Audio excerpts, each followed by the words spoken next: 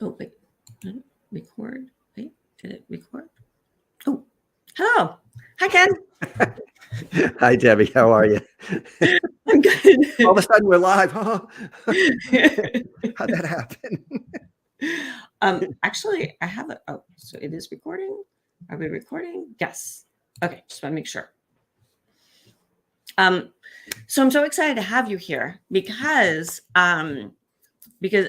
your and Nancy's book of Pet Loss Companion is one of my favorites. Actually, this is my little marker that I've had for a long time.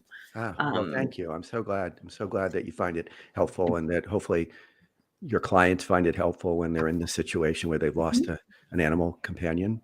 Yeah, yeah. You know what? Can I ask you how did the book come to be in the first place?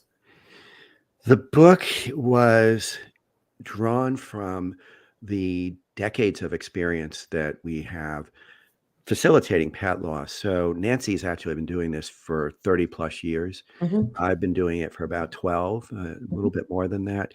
And I just decided we got to take everything that we've learned and put it into a small, really digestible Mm-hmm. package, because it would be great to reach more people. And Yeah. so that's really what the book is all about, what we've learned, and trying to make it easy to digest, because when people are grieving, it's just so hard to concentrate and focus, Right. and so the book is in a very simple format. And so now, I mean, that was the thinking behind it. And now with the podcast that we do, we're able to dialogue with people about their losses, and that's been very, very rich as well. Ah, wow. Well, I do appreciate that it is small and concise, but it's I have to tell you, it was chapter. I love the whole book. It's chapter Oh, great. 5 that really got me. Oh, yeah. Yeah, that's my favorite chapter in the whole book. Of losing your pet can hurt more than losing your parent, um, and and we've had a lot of responses from people of wow, wait a minute, I really want to hear this, because I know the call that I've gotten over and over and over again for years has been, I know this sounds strange or silly, but the death of my pet has been more, traumatic than the death of my dad or mom, or there must be something wrong with me. Yeah. I mean, we hear that all the time Yeah. in group Yeah. meetings. People would come in, and sometimes they'd say it in a very tentative way, like, I feel like I must be crazy Mm-hmm. because losing this cat or dog or horse or parrot Mm-hmm. or Mm-hmm. rat or even fish actually Mm-hmm. has been harder than Yeah. losing my parent or a sibling. The only thing we never heard, this is harder than losing a child. Right. And so, that of course makes a lot of Mhm. sense. Yeah. Yeah. But it's very common, it's very typical. Mhm. And the reasons, that the way I understand this, is that we live with such closeness Mhm. to our animal family members. Mhm. We are in very, very intimate contact with them. And I often describe it as the kind of intimacy we have with an infant or with a baby before they have speech, Mhm. because we have to we have to be ready to help them with their every need. We Mhm. have to anticipate their needs. We have to care for them in ways that are often requiring us to touch their bodies. And Mhm. also, as they age, they often have infirmities and illnesses that require us to give them medication, or sometimes to Mhm. give them injections, and just support them as they move even.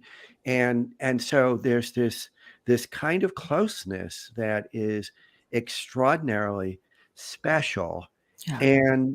And when we lose that, we lose a chunk of ourselves, in a sense, because Mhm. there's just that so much of our everyday lives Mhm. they are part of. Mhm. And it's also, in most cases, it's a very simple kind of love. Yeah. The animals don't argue with us. They don't betray us. They don't tell lies. Right. So unconditional. It's absolutely, it's just the purest kind of Mhm. connection. Yeah. And there's other reasons too. And there are things like when we have an animal companion, they ride with us through a chunk of our lives. They mark Absolutely. an era Yep. in our lives. Hmm. And when we lose them, we often feel the end of that era. So people will Hmm. say to us, some people will say, this dog or cat I have had since I was 18 years old or since I was 15 years old. Yeah. And it marks their transition to adulthood. Hmm. Other people will say, I have Hmm. moved through many different locations and jobs, Hmm. and I went through a divorce and a remarriage, or I got married and I had my first children, and this friend was there through all of it. Yeah. And so to lose that connection, to lose that Mhm. relationship, is so hard. It's And so hard. I think that's such a great point because, I will also hear people go, they got me through this Yep. really awful time. Is that, Yep. that was they were my steady presence. Yeah. Yep. And you, I mean, you know this, and as I've said before we get started, I so appreciate what you do. It's so important. Oh, As I've communicated with you before, grief is the elemental human emotion. yes. We are consistently Hmm. losing and gaining, but losing Hmm. and gaining every change in our life, every transition in our life. And I believe every therapist should be well equipped to Me help with too. small and large Hmm. losses. Hmm. And but the reality is that we live in a society that immensely devalues any kind of negative feeling and certainly loss. I Yes. mean, the whole positivity thing is, I don't know if you're familiar with Barbara Ehrenreich's book, Bright Sided. It's a really No. great, it's called Bright Sided, and it's a really great critique Hmm. of both the cultural focus on happy, happy, happy all the time and Hmm. positive and pull yourself up by your bootstraps, and also the emergence of positive psychology. Uh-huh. and, Hmm. and there's nothing wrong with that, No. as long as we're able also, the way I see it, to appreciate it and live with the whole palette of feelings, Yep. some of which, and certainly grief is in this realm, some of which are very challenging and very difficult. Yep. And so one of the things I think that happens when anybody is grieving any loss, whether it's a pet or a different sort of relationship, is that those around them often are flummoxed, like Hmm. just not ready to help. They're not ready to listen. It raises their own discomfort in Hmm. ways that they are not practiced with experiencing. Yeah. And so and we, of course, we absorb that and we do that to ourselves. Why am I feeling so badly about this? Hmm. And we incorporate those messages, which we probably heard now and then, about it's just a dog, or it's just a cat, or it's just Right. a guinea pig, or it's just a rat, or whatever. Mhm. And it's not just an anything. It's an important relationship in our lives. Mhm. And you're right, it's so minimized, and there's also the, "Here, we'll just go get another one." Yeah. One of the most one of the most offensive things you can say to, I mean, would you say, why don't you just go get another best friend, or why don't you just go get another sister? Right, Doesn't right. work that way. No, no. And so there's just everything that the world teaches other people, it also teaches us, and we do it to Mhm, ourselves. So one of the key messages, I think, is always we need to be gentle with ourselves. We need to validate our own feelings. We mhm, need to appreciate that the way that we experience this loss is absolutely okay, mhm. and there's nothing wrong with us, That's right. and that if others can't be empathic and support us, then we need to find those who will. Mhm. And we need to do whatever we need to do in order to take the best care of ourselves. at the same time, in a family, it's very important for people to recognize that some may be grieving very differently than Mhm. others. Absolutely. And And I think that that gets misinterpreted and judged of, well, you don't seem to have really cared, or you're not crying, so it must mean yeah, that you don't really care, which yeah, I think then people who don't emote by crying much, it doesn't mean that they're not, you know, hurting. yeah. It's like Right. we have to be we have to be non-judgmental toward Mhm. ourselves, Right. and we have to do the same for those around us. And one Yeah. of the things that we see, and it's a very broad stroke, but there are patterns that you see in terms of gender. And Mhm. so people who identify as male tend to have been taught. Let me put this differently. People who identify as female tend to have been taught and to have incorporated a much richer understanding of their emotional lives. Mhm. And again, it's a very broad stroke. It doesn't apply to everybody, but it does apply to many.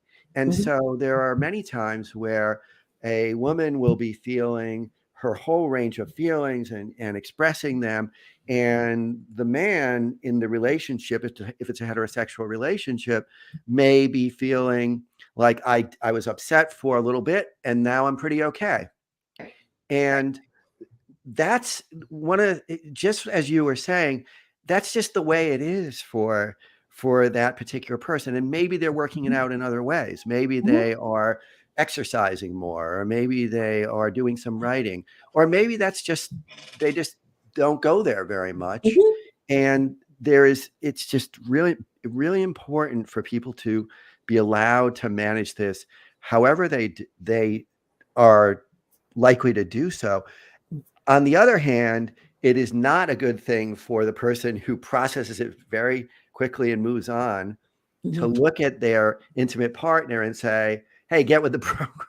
Like, it's Right. been 3 months. How Mhm. come you're still struggling with?" Like, that is not okay. We Mhm. need to be respectful of each other, no matter which way we feel and however we're grieving. Absolutely. And I think that's a hard thing to do when the other person we see is struggling and we want to make it better. Yeah, Um, that's yeah.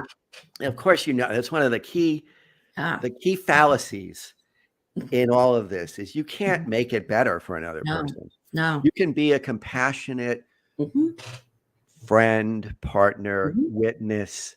You Yeah. can you can you can be with them and Mhm. you can be empathic, but if you try to fix it, you're almost always going to be experienced as dismissive Yeah. in one way or another. Yeah. And so you just have to be very careful. And that again goes back to what I mentioned before, that to be a compassionate listener Mhm. can be very upsetting for people who aren't used to sitting Yeah. with their own discomfort, let alone another person's. Because if we love and respect somebody and we're sitting them and they're crying their eyes out, we're probably going to be pretty moved by that Mhm. ourselves. Mhm. And if we are greatly uncomfortable with that, we might start giving suggestions on how Mhm. they can feel better. And that's not going to be the most helpful thing to do. The most helpful thing to do is generally to just acknowledge that you're going through a very, very hard time. Mhm. I, I'm gonna be here with you through it. Yeah. That's all there is. That's all you can do. Mhm. Mhm. I think also sharing stories Mhm. about that pet, can be helpful, or to say, here, tell me another story about, I actually are, we've had many pets that we've opened our hearts up to, my husband and I, and they always come to the office. Mhm. Mhm. And so, when when I know that they're having a really hard time and that they are dying, is it affects our clients, after they've died. Mhm. Mhm. People come in and go, "Oh, where's Sadie?" Mhm. And to be able to, I think then we get to be able to, um, be able to help people learn how to deal with that here in the office. But I think also one of the earliest losses for many kids tends to be a pet, and I think if we can learn how to talk about that, how to prepare, how to support, then we really do. We do well by kids of being able to prepare them for other losses that they're going to have in the future. I couldn't agree more. I think it's so helpful for children to have Mhm, animal companions in their life because it teaches them so much. In the beginning, it teaches mhm, them about gentleness and responsibility mhm. and being attuned to another living being Yeah. and helping them to learn how to be in the world. And Mhm. then then they have a relationship with that other being, and then they see the life cycle as Yeah. it ends, Yeah. and it's really it's a beautiful part Yeah. of a child's life, I think. And as you said, I mean, one of the things I think it's very important for parents to understand is we are raising our children to be competent adults. Mhm. And adulthood is fraught with challenges, with Mhm. changes, with losses of all Process. kinds. Yep. And so we don't want to hide, we don't want to do that thing where Sandy went off to live on a farm Mhm. Yes. and she'll be very happy there. The things that I Mhm. used to hear about when in earlier years, and that would sometimes be we'd get a story like that when I was a kid about somebody's dog. Sure. and Right. and so no, you want and you want to model, just as I'm sure you do, when your beloved Sadie died. Mhm. I'm Mhm. sure you told your clients about that Yes. in a very pensive, sad sort of way. And Mhm. we're models for our kids. So Yeah. one of the things that it's important to know is it's okay to shed a tear and to be Mhm. upset and to cry. And Yes. because if you don't do that, Mhm. your child may feel like there's something odd about them, that they're feeling sad. We're role models for our kids Mhm. always, Mhm. always throughout their life, throughout our lives. And I believe that this goes on throughout the life cycle. We're always demonstrating for our kids Mhm. how hopefully a positive example of how to meet all the Mhm. challenges and opportunities in life. They're probably going to do it differently, but if they see that we have a life that is adventurous, that is adaptive, Mhm. that is constructive, it Yeah. gives them more, I think, more of a model for how to Mhm. do this for themselves. So I think it's really a very useful thing Mhm. for there to be pets in a child's life, and for them to, and for example, if your dog or cat or whatever is near the end of their lives, Mhm. and it's time for them to end their suffering, Mhm. it depending on what age your child is, you probably want to ask them in what ways Mhm. they want to participate. Do they Yeah. want to be present when Mhm. the end is brought to this animal? Mhm. How do we want to memorialize them? It's so important to do that. My ex-wife and I had we had a kitten for my son when he Mhm. was about 8 or so, I think. Mhm. And she got into some rat poison that was between Oh. floors Oh. and died.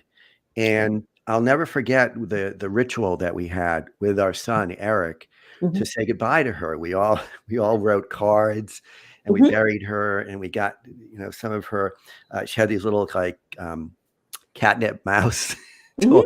Mhm. And we all read our cards and we were crying. And Eric wrote this wonderful little Mm. card where he said, Willie, you were a wonderful friend. I wish you could have been my friend for longer. It was Yeah. so moving. But Uh, that's really empowering for Absolutely. kids because they see that, look, this is part of life. And Yeah. again, we're a society that when we do that kind of thing, the way I see it, we Mhm. are we are waging positive cultural resistance because there is so Mhm. little affirmation of so much about the natural world and our place in it. that Absolutely. to affirm Hmm. that death happens. It's going to happen to every single one of us. Let's make the Right. most of our lives, and Hmm. let's love and respect these animal companions Hmm. and memorialize them in ways that help us to bring them into our memories and into our hearts. Yeah. Yeah. Yeah. I think, um, I think we've had our dogs here at the office for years, and I have to say, I have to say initially, um, it helped to get a kid to come back in for a second session because I'm I sure. have a dog bowl out, and they'd be like, "Why do you have a dog bowl?" It's like, "Oh my gosh, I forgot to put it back. I forgot to put it away. I have a dog," and of course, I've already talked to the parent beforehand, Mhm. and so and there's so much to be able to teach kids and how companions can be so helpful in therapy, but what I've found over the years is we have many calls that will from adults who will say, "So I heard that you have a dog that I can hang out with during session." Yeah, from adults. And so, Sure. yeah, Who doesn't want to have a dog to pet? I mean, even being, there's research that shows that touching animals, being with them is healing in many ways. It right. lowers cortisol levels, it Yeah, lowers blood pressure. yeah. It's come on. I mean, absolutely. Mhm. They're so they're so constructive to have in our lives. I Yeah, can totally see that. yeah, yeah. Um, let me see, gosh, I really, really love this book. It has been Thank you. I'm glad. really, I recommend it to many of my clients, and I actually recommend it to a lot of therapists Mhm. so that they refer to this, to be able to help their clients as well. Yeah, No, I appreciate that. I'm glad it's helping people. We know that it's helping a lot of people, and that's really rewarding to hear every time. yeah, yeah. Um, do you have anything else that's coming up as far as another book at all? So Because working on another book. It's long overdue. The Pet Loss Mhm, Companion has been out for some time. And so, yeah, working on another book that should be coming out soon. It'll be about the living with your pet toward the very end of their lives, mhm, and mhm, how we do that and how we take care of ourselves while we're taking care of them and everybody else who we're in a network of loving connection to. mhm.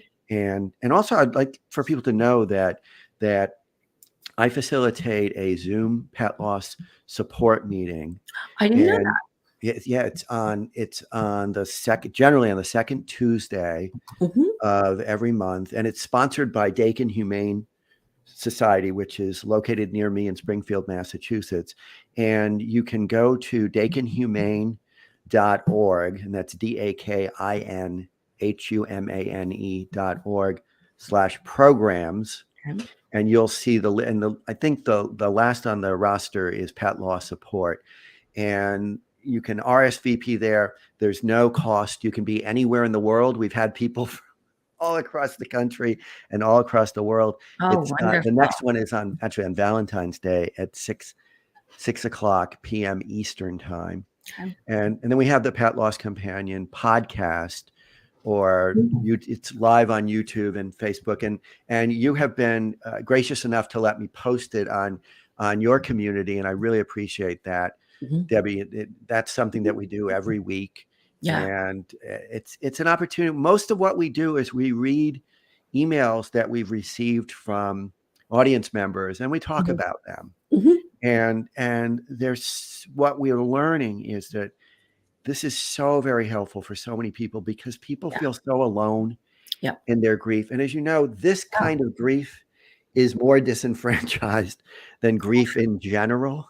Absolutely. And so it gives people the opportunity to feel like they are definitely not alone. We talk about Yeah. all the themes that are so in the book, but are in these letters every single time. There are Mhm. themes of guilt and Yep. the woulda, shoulda, couldas, even though the person who wrote it is the most super conscientious pet Mhm. caregiver you could ever Mhm. imagine, and Yeah. feelings of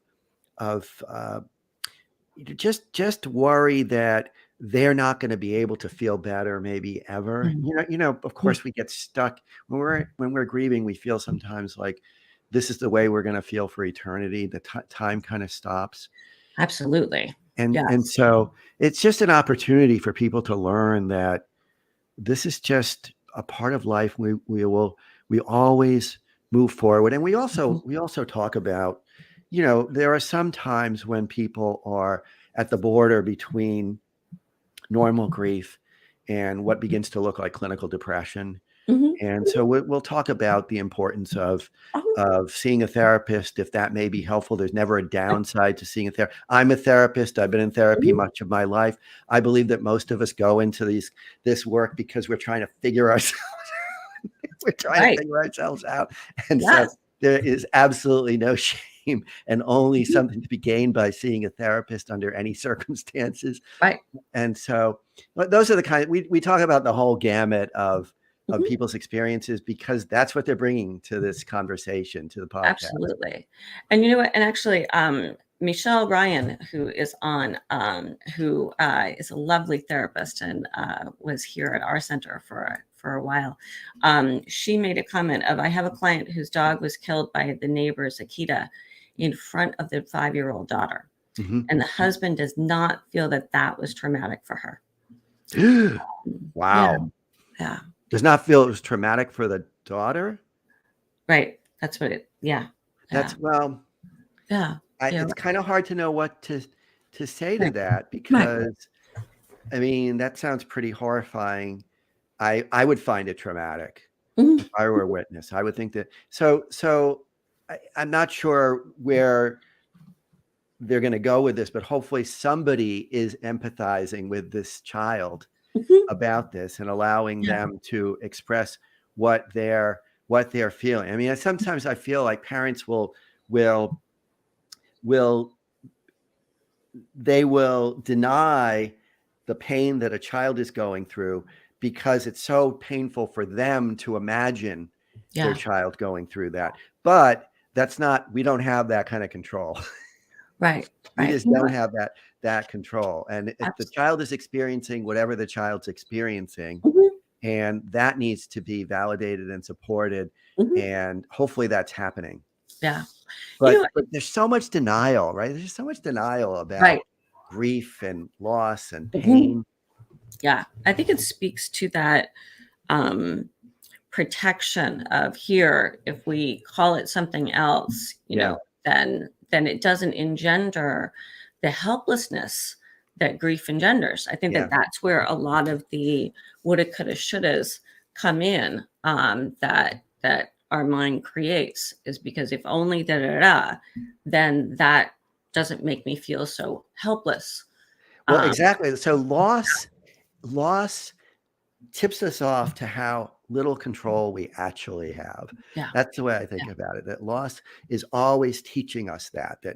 we're certainly trying to be responsible and we're trying Mhm. to manage everything that is within our control. Yeah. But it's not. We had a wonderful little dog. His name was Jack. He was kind of a fearful little fellow, and he was a very large Chihuahua, and he eventually developed congestive heart failure. And I used to say to Mhm. myself, I feel like I've spent so much energy loving and protecting this little soul. Mhm. And I hate the fact that I can't protect him from Right. the fate that awaits us all. Yeah. And I said to myself, ultimately, every living thing be in our organism, Mhm. in our physiology, knows how to be born and knows how to die.